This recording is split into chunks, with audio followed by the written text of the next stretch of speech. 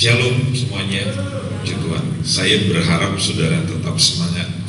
Pagi ini saya menulis sebuah quote kepada teman-teman saya di berbagai daerah di Indonesia dan di beberapa negara di dunia.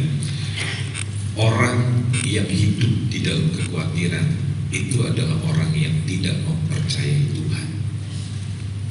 Sebab orang yang meyakini Tuhan, dia tidak perlu sanksi dengan rancangannya Tuhan. Kekhawatiran hanya membuat kita kehilangan semangat.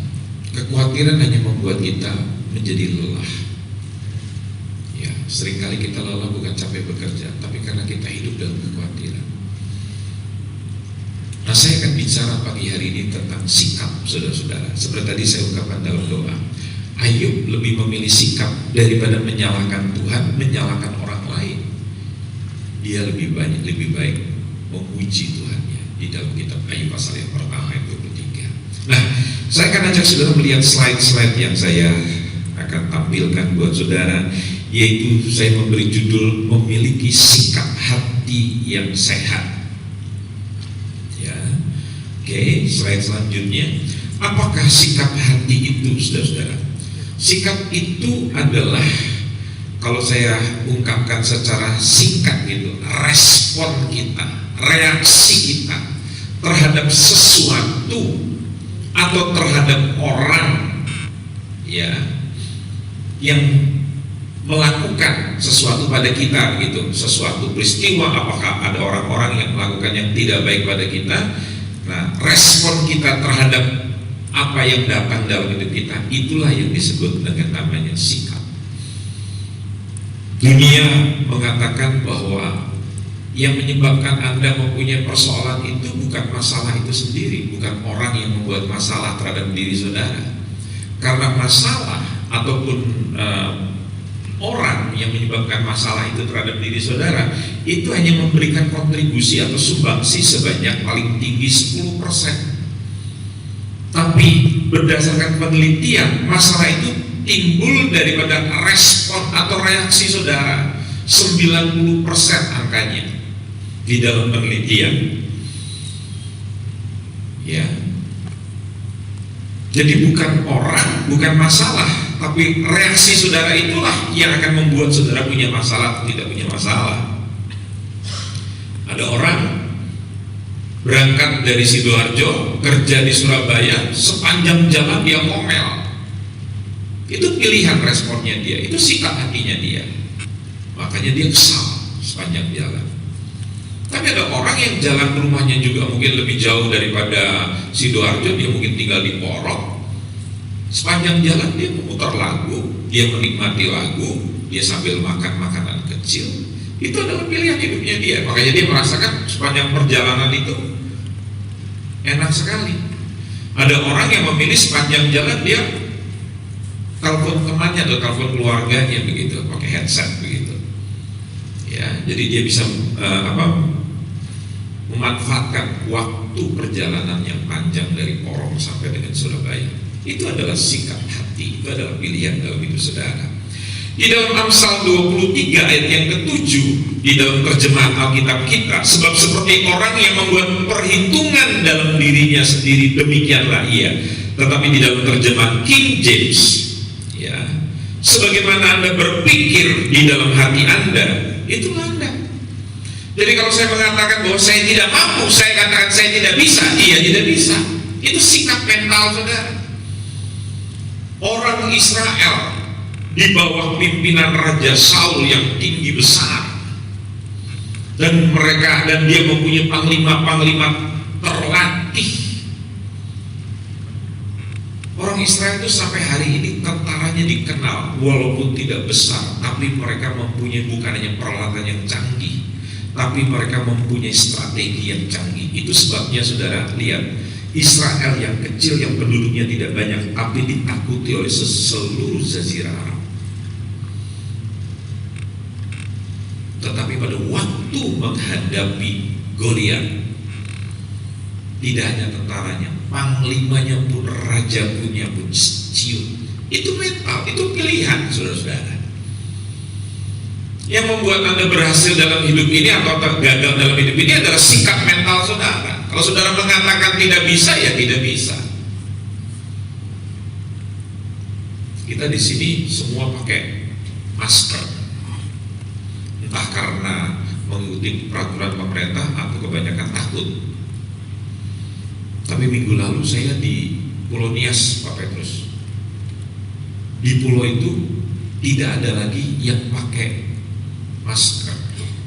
Makanya saya bilang dalam KKR di sana kemarin, Anda adalah orang yang sangat punya iman dan punya keberanian.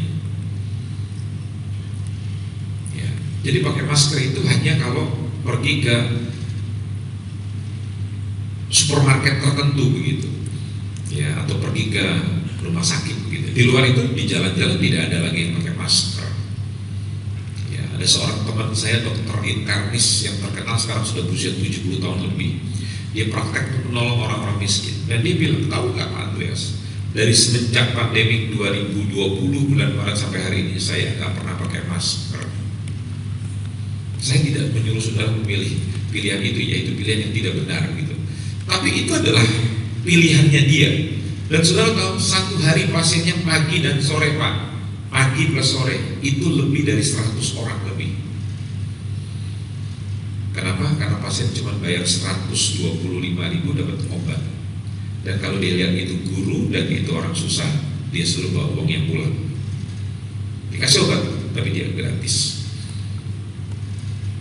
Ya, mungkin karena sikapnya yang seperti begitu, jadi Tuhan masih membela dia, saudara. Masih banyak orang yang sakit yang membutuhkan dia. Ya. Jadi sikap itu adalah pilihan hidup saudara. Slide selanjutnya. Anda adalah hasil dari apa yang Anda pikirkan. Jadi Anda adalah produk dari sikap hati Anda. Apa yang selalu Anda pikirkan tentang Anda, itulah Anda. Yang tadi saya bilang, kalau saya berpikir saya adalah orang kecil yang tidak mungkin menjadi besar, ya jadinya begitu saudara. Ada seorang yang hebat di dunia ini mengatakan begini, kalau Anda lahir di dalam kemiskinan, itu adalah takdir Anda. Tetapi kalau Anda mati di dalam kemiskinan, itu adalah, maaf, kebodohan Anda. Orang Kristen tidak boleh percaya pada takdir, karena takdir itu guru besar saya dulu di Universitas Indonesia. Tidak boleh percaya pada nasib, karena nasib itu tetangga saya, Nasib Suryanto namanya. Percayalah kepada janji Tuhan, pada firman Tuhan. Setuju? Saya punya 4 anak laki-laki dan 3 anak perempuan. Tidak ada satu pun anak yang saya inginkan gagal. Semua anak sebagai orang tua menginginkan anak-anaknya berhasil. Betul kan? Tuhan itu kan Bapak yang lebih baik daripada saya dan saudara para pria. Dia nggak mungkin ingin saudara gagal. Tapi kalau saudara memilih gagal, memilih untuk tidak berhasil, ya itu pilihan hidup saudara. Ya, slide selanjutnya. Jadi kehidupan kita adalah hasil daripada mindset kita, pikiran kita. Sebab seperti orang membuat perhitungan dalam dirinya sendiri, demikianlah ia, kata firman Tuhan tadi. Sikap hati kita adalah pilihan kita masing-masing. Anda memiliki sikap hati Anda sendiri, dan saya juga punya sikap hati saya sendiri. Makanya kita boleh lahir di rumah sakit yang sama, dengan panjang badan yang sama, berat badan yang sama, berkembang di desa yang sama, di sekolah yang sama, tapi kita mempunyai nasib yang berbeda. Apa yang membedakan? Pola pikir saudara. Kenapa Daud bisa mengalahkan Goliat? Sebelum mengalahkan Goliat, dia bilang prestasinya sama rajanya, saya udah biasa mengalahkan singa, sudah biasa mengalahkan beruang, bukan mengalahkan curut. Kita ini kan suka berteriak yel-yel, saya pemenang, katakan sekali lagi lebih keras, saya pemenang, yang ini saya pemenang. Saudara kan cuma mengucapkan yel-yel, saudara belum pernah bertanding. Selama saudara belum pernah mengalahkan persoalan, saudara tidak bisa disebut pemenang. Selama saudara lari daripada kenyataan, saudara tidak bisa disebut pemenang. Makanya saya sebagai seorang yang sudah berumur, tidak mau olahraga lari. Saya lebih suka jalan, karena Tuhan tidak suka kita melarikan diri. Tapi dia bilang, jalanilah kehidupan. Ya, ini guyon saja saudara. Tapi bagi orang yang sudah berumur sudah 60 tahun ke atas seperti Pak Petrus, sudah paruh bayi, sudah hampir 60. Ada baiknya olahraga jalan cepat juga bagus begitu, 1 jam seperempat. Kita lihat gambar ini yang pernah saya perlihatkan pada saudara waktu itu dalam bentuk botol. Kalau saudara melihat gambar ini sebuah gelas. Anda bisa mengatakan begini, ya gelas itu hampir penuh Pak Andreas. Atau ada yang lain mengatakan begini, gelas itu mah nggak ada airnya. Kalaupun ada air cuma separuh. Itu cara pandang saudara. Cara pandang orang negatif akan selalu mengatakan, melihat air yang tinggal separuh itu, ya ada air tapi cuma separuh, nggak penuh. Tapi yang positif bilang hampir penuh Pak. Bisa paham maksud saya? Ya. Melihat sesuatu tantangan, orang bisa menjadikan itu sebagai kesempatan atau menjadikan kesempatan itu menjadi masalah. Itu pilihan hidup saudara. Ya, para motivator sangat mengerti ilmu yang saya katakan tadi. Di dalam Bilangan 13 ayat 25 sampai 33, yuk kita baca sama-sama. Anda boleh lihat Alkitab Anda atau Anda baca ke depan juga boleh. Ayat 25 sampai 33 dari Bilangan 13. Sesudah lewat 40 hari, pulanglah mereka dari pengintaian negeri itu dan langsung datang kepada Musa, Harun dan segenap umat Israel di Kades di padang gurun Paran. Mereka membawa pulang kabar kepada keduanya dan kepada segenap umat itu dan memperlihatkan kepada sekaliannya hasil negeri itu. Mereka menceritakan kepadanya, kami sudah masuk ke negeri kemana kau suruh kami, dan memang negeri itu berlimpah-limpah susu dan madunya, dan inilah hasilnya. Ayat 28. Hanya bangsa yang diam di negeri itu kuat-kuat, dan kota-kotanya berkubu dan sangat besar. Juga keturunan Enak telah kami lihat di sana. Orang Amalek diam di tanah Negeb, orang Het, orang Yebus dan orang Amori diam di pegunungan. Orang Kanaan diam sepanjang laut dan sepanjang tepi sungai Yordan. Kemudian Kaleb mencoba menenteramkan hati bangsa itu di hadapan Musa, katanya, tidak, kita akan maju dan menduduki negeri itu sebab kita pasti akan mengalahkannya. 31. Tetapi orang-orang yang pergi ke sana bersama-sama dengan dia berkata, kita tidak dapat maju menyerang bangsa itu karena mereka lebih kuat daripada kita. Juga mereka menyampaikan kepada orang Israel kabar busuk tentang negeri yang diintai mereka dengan berkata, negeri yang telah kami lalui itu diintai adalah suatu negeri yang memakan penduduknya, dan semua orang yang kami lihat di sana adalah orang-orang yang tinggi-tinggi perawakannya. Juga kami lihat di sana orang-orang raksasa, orang Enak yang berasal dari orang-orang raksasa, dan kami lihat diri kami seperti belalang, dan demikian juga mereka terhadap kami. Ada 2 kelompok. Yang satu mayoritas yang mengakui negeri itu luar biasa, tapi tidak mungkin kita bisa mengalahkan, karena dari pegunungan tempat yang tertinggi, dari laut, dari sungai. Perhatikan, kalau musuh mau mendatangi sebuah daerah, katakan saja pada hari ini di Sulawesi Utara,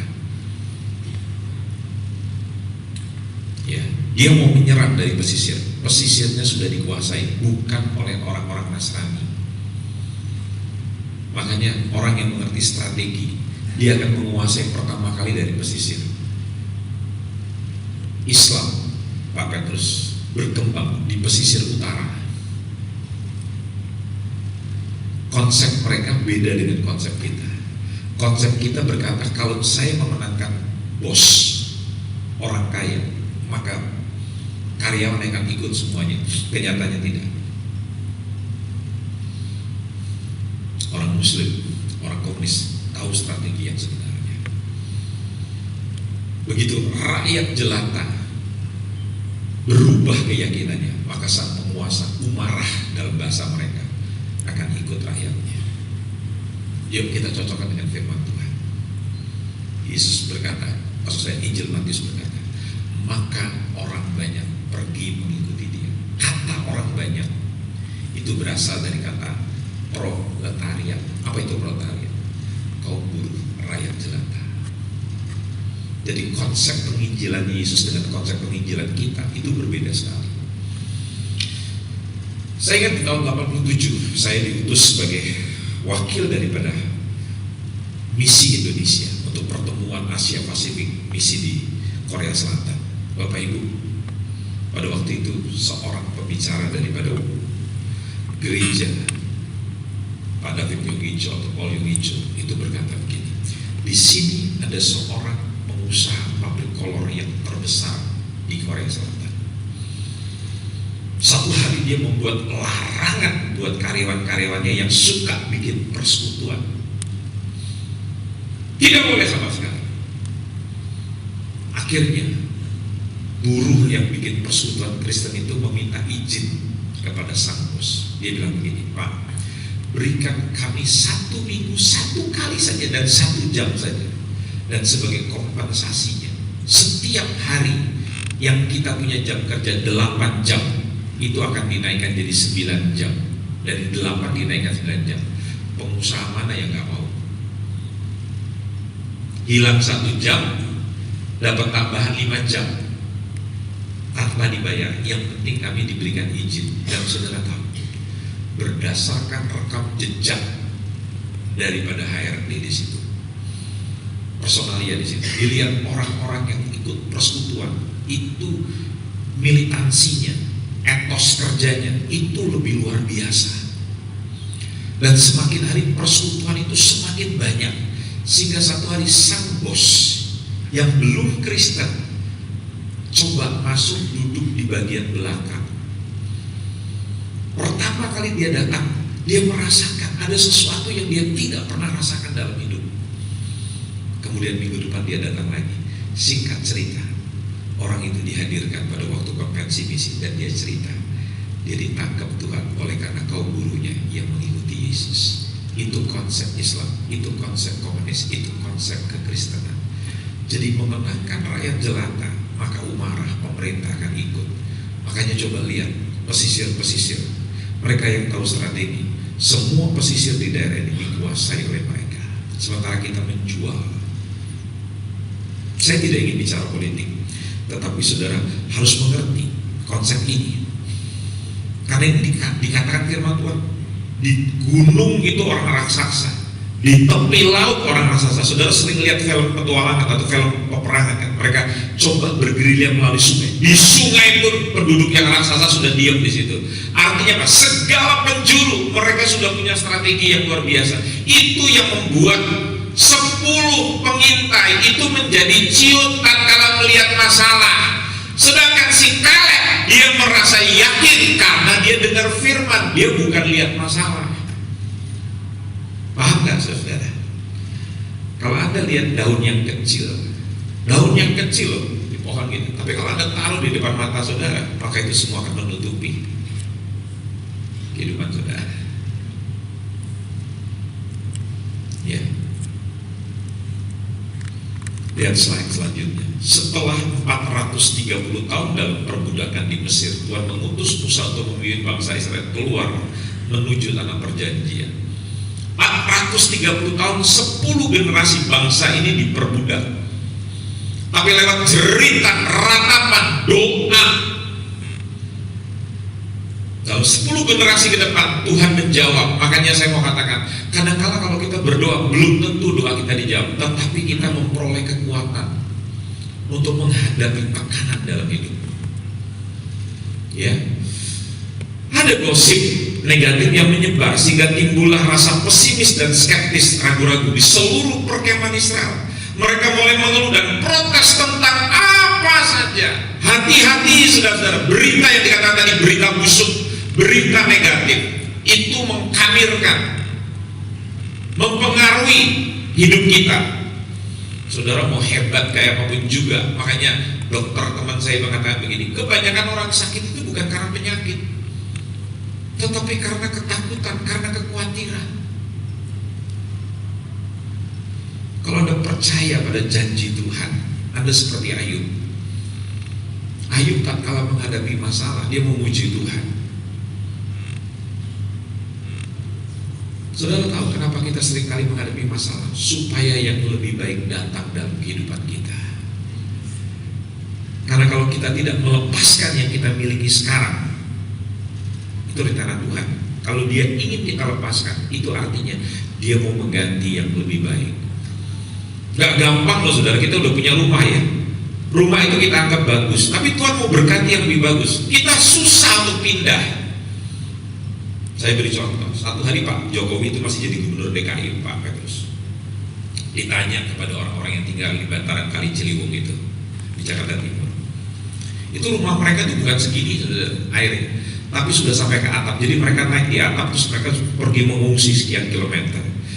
Didatangi oleh Pak Gubernur Jokowi pada waktu itu. Ditanya gini, kalian mau apa dengan pemerintah daerah? Ya kami mau gak banjir Pak.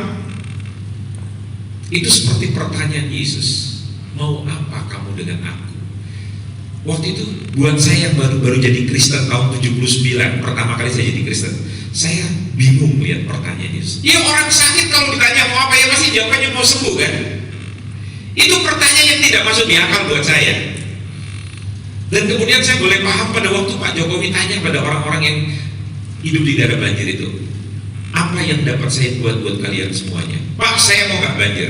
Pak Jokowi bilang gini, udah, oke, saya akan bantu kalian relokasi, pindah ke tempat yang lain. Sudah tahu jawabannya mereka apa? Pak, orang tua kami, nenek moyang kami udah tinggal di sini dari berapa generasi. Paham nggak maksud saya? Belum tentu orang itu kalau sudah established, sudah nyaman di satu daerah, disuruh pindah ke tempat yang lebih bagus, itu mudah. Makanya kadang-kala Tuhan mesti beracara mengobrak-abrik daerah itu, menghabisi daerah itu.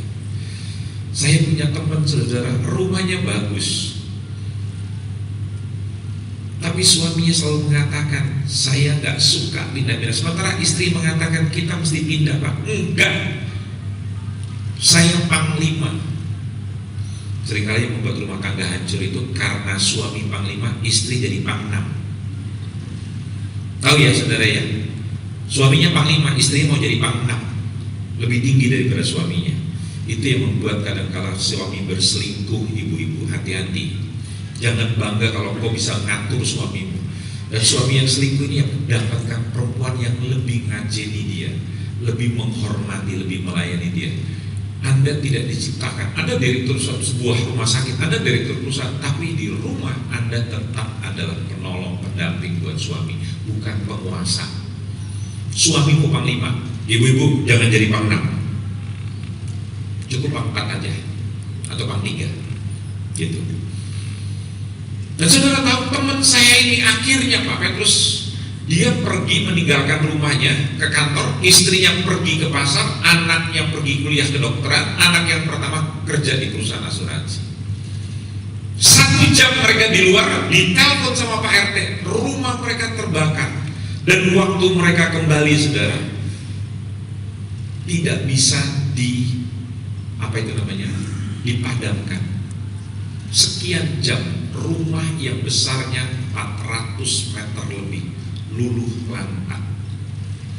Tapi hari ini Bapak Ibu tahu, rumah itu besarnya 1,5 kali dari rumah yang sebelumnya. Dan doa istrinya dijawab, dapat rumah yang lebih besar. Tapi suaminya tak gampang. Itulah cara Tuhan. Anda baca dalam Ayub pasal yang terakhir, maka Tuhan mengganti 2 kali lipat. Setuju? Dari peristiwa Ayub itu kita juga belajar supaya manusia itu jangan sombong, dan kita itu punya keterbatasan dalam hidup. Setuju tidak? Kalau tidak lewat peristiwa itu kita nggak sadar diri gitu. Nah ini dia saudara. Kaleb melihat, Yosua melihat bukan kemampuan mereka.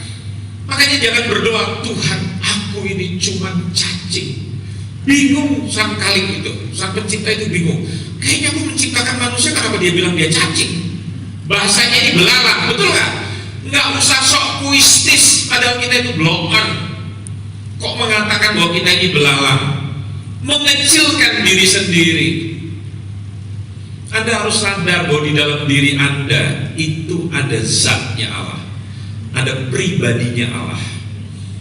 Anda harus berjalan dengan kekuatan Tuhan, seperti Paulus bilang, hidupku yang aku hidup ini sekarang bukannya aku lagi, tapi Kristus. Biarkan Kristus yang memimpin hidup saudara, maka Anda akan melihat ada banyak hal yang tidak mungkin menjadi mungkin. Setuju? Lihat selanjutnya, mereka mengeluh dan mengomel tentang kepemimpinan Musa dan bahkan menuntut dia untuk mengembalikan mereka ke Mesir. Lucu ya, orang-orang ini waktu di Mesir pengen keluar, begitu dibawa keluar ke tanah perjanjian pengen balik. Bahasa saya orang ini, kalau bahasanya orang Jawa Tengah, rodok kentir.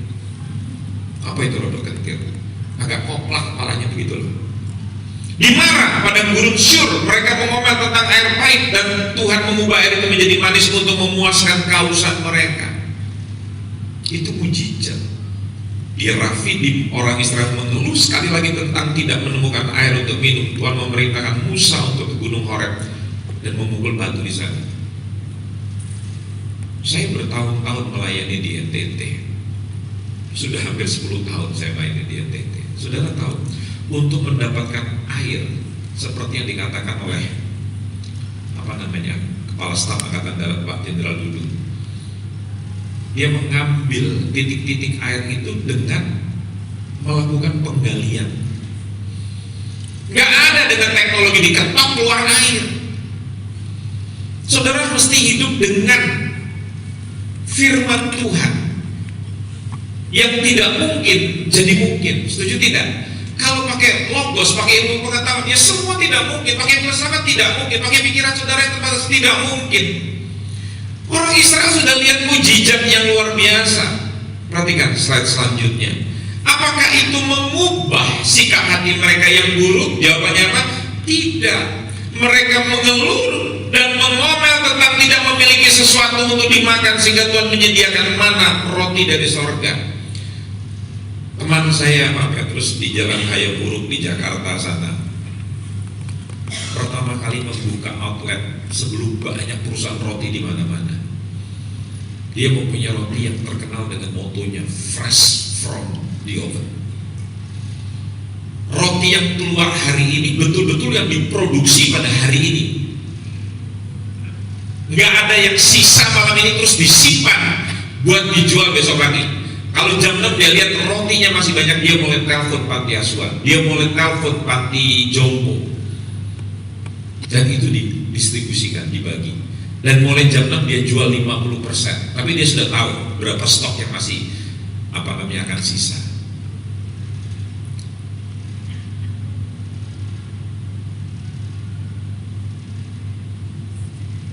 Itu roti yang segar, tidak pakai pengawet dan gak bisa disimpan besok.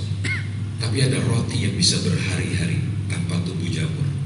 Itu artinya Pak, pengawetnya banyak sekali, sampai seminggu, 10 hari, 2 minggu gak pernah tumbuh jamur. Dan ingat, pengawet itu adalah kimia yang tidak sehat buat tubuh saudara. Makanya lebih baik makan roti yang sehari basi, gak bisa disimpan sampai besok. Tapi beda kan, kita ini suka menyimpan blenderang. Apa itu blenderang? Apa itu blenderang? Apa? Tewel itu apa? Gori itu apa? Apa orang Jogja bilang apa itu namanya? Gudeg. Gudeg itu semakin disimpan di kulkas dan besok dipanaskan semakin apa? Enak. Rendang juga gitu, kari juga gitu. Iya apa benar? Kenapa saudara simpan dan besok dipanasin lagi? Kenapa? Karena kita pelit. Bilang pada sebelahnya, benar. Padahal doanya apa? Berilah pada hari ini makanan kami yang udah berlebihan. Mestinya yang lebih itu punya siapa? Haknya orang, bagikan ke orang. Tapi kita simpan dengan alasan buat sarapan besok pagi. Loh, buat apa saudara berdoa berkat itu setiap hari baru, setiap pagi baru? Ini Tuhan beri roti yang segar, tapi mereka bukan bersyukur, tetap mengeluh. Bahkan yang selanjutnya Mas Lain, mereka mengeluh dan mengomel tidak memiliki daging untuk dimakan bersama mana. Saya kemarin di sebuah launch Garuda itu disiapkan mantau roti bakpao itu, terus ada dagingnya.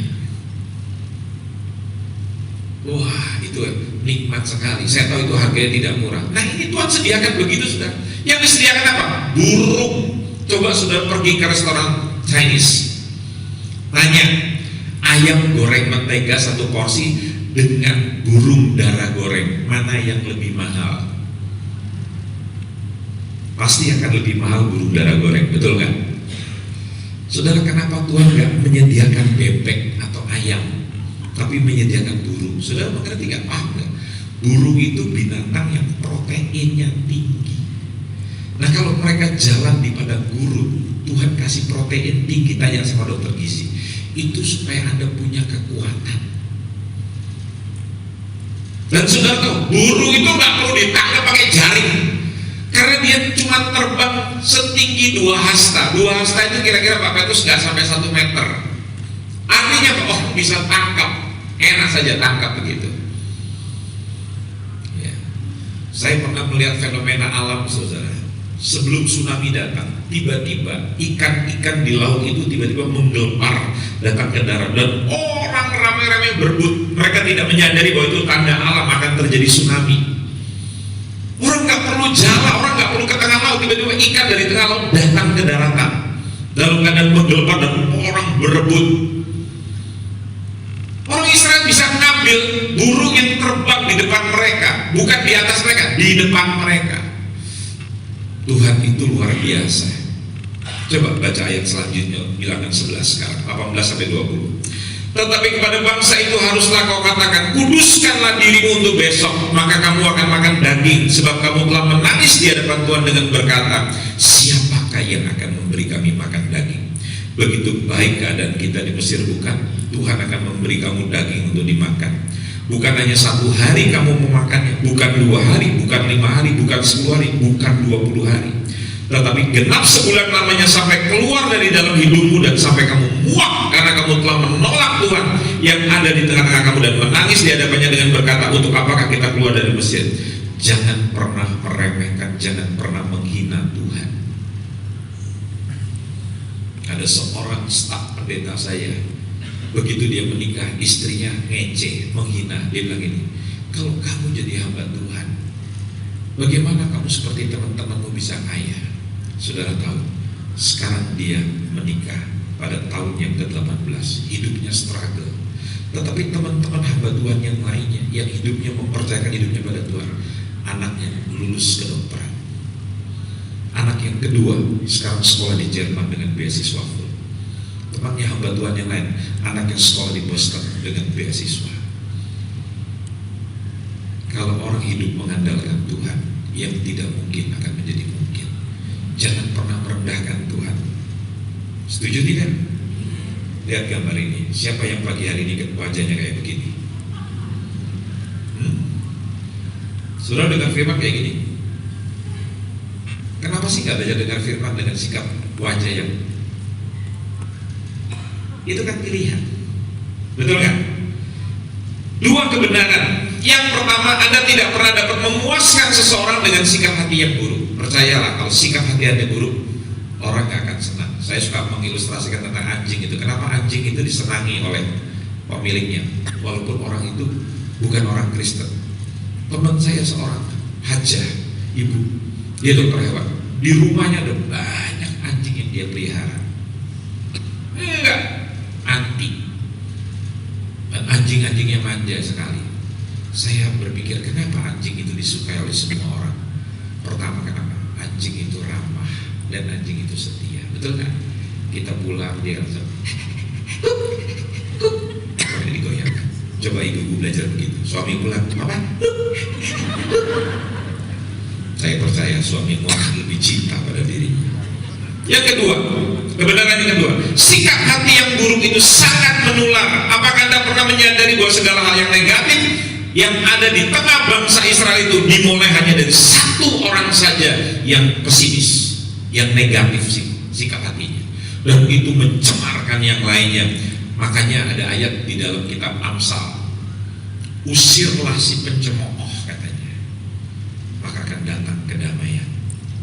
Jangan kumpul, kata Mazmur 1, dengan orang yang biasa ngomel, biasa pencemooh. Engkau jadi orang yang gak berbahagia. Jadi kalau mau jadi orang yang berbahagia, tutup telinga dengan orang-orang yang negatif. Jangan Anda mau dibayarin sekalipun makan di Galaxy Mall, makan di Pakuwon sana, di tempat-tempat yang mewah, tapi Anda diceritain sampah, kejelekan orang, itu Anda tidak akan pernah menjadi orang yang berbahagia dalam hidup. Lihat gambar selanjutnya, ya.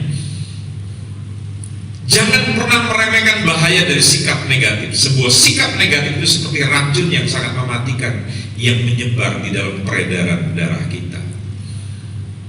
Saya cerita sedikit tentang Ulangan 1 ayat 21-22. Ketahuilah Tuhan Allahmu telah menyerahkan negeri itu kepadamu. Majulah, duduklah seperti yang difirmankan kepadamu oleh Tuhan Allah nenek moyangmu. Janganlah takut, janganlah patah hati. Tuhan sudah berfirman, mereka dengar. Lalu kamu sekarang mendekati aku dan berkata, marilah kita menyuruh beberapa orang mendahului kita untuk menyelidiki negeri itu bagi kita dan membawa kabar baik kepada kita tentang jalan yang akan kita lalui dan tentang kota-kota yang akan kita datangi. Lihat penjelasannya. Perkataan dari 10 pengintai yang tidak beriman dengan sikap yang negatif. Saudara tahu, ide untuk mengirimkan 12 pengintai itu bukan idenya Musa, bukan idenya Tuhan. Tapi karena mereka tidak percaya pada firman Tuhan, yuk kita lihat dulu, selidiki dulu. Kelihatannya masuk di akal, tapi itu justru mereka menjadi negatif. Mereka tidak percaya kepada Tuhan. Ya, nanti Anda bisa baca dalam Bilangan 13. Sekarang saya mau lihatin gambar yang selanjutnya. Ke-10 pengintai dengan cepat menanggapi dan mengatakan apa yang selalu dilakukan oleh orang-orang yang negatif. Mereka menyiramkan air dingin untuk memadamkan api semangat yang dimiliki oleh Kaleb yang mulai membakar rakyat Israel. Jadi hati-hati kalau Anda sudah mendengarkan firman Tuhan begitu semangat dan Anda bilang saya akan memenangkan, saya akan berhasil dalam hidup ini. Terus orang bilang gini, jangan mimpi, kamu ukur dirilah, tahu dirilah. Tadi saya ngobrol sama Pak Petrus,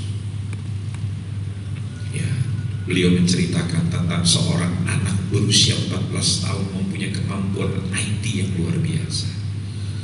Saudara, kalau Anda diberikan talenta oleh Tuhan, percayalah, Anda gak perlu niru orang, jadilah dirimu sendiri. Setuju? Kembangkan, jangan sibuk meniru orang lain. Ya, gambar selanjutnya. Kedua orang dengan sikap positif, yaitu Kaleb dan Yosua yang penuh iman, fokus pada janji Tuhan. Sedangkan yang ke-10 pengintai, ya, dengan sikap negatif, fokus kepada kelemahan manusia. Kedua orang dengan sikap positif yang penuh iman, fokus pada kekuatan Tuhan. Jadi saudara lihat, yang majority yang disebut oleh dunia, yang mayoritas itu suara Tuhan, itu yang disebut demos kratos. Tapi dalam gereja bukan suara terbanyak, tapi suara Tuhan, theos kratos. Kita dengerin Tuhan. Jalan yang lebar dipilih oleh banyak orang, jalan yang sempit dipilih oleh sedikit orang. Saudara memilih jalannya Tuhan, pasti saudara akan berhasil. Dan sebagai penutup, gambar terakhir, gambar macan.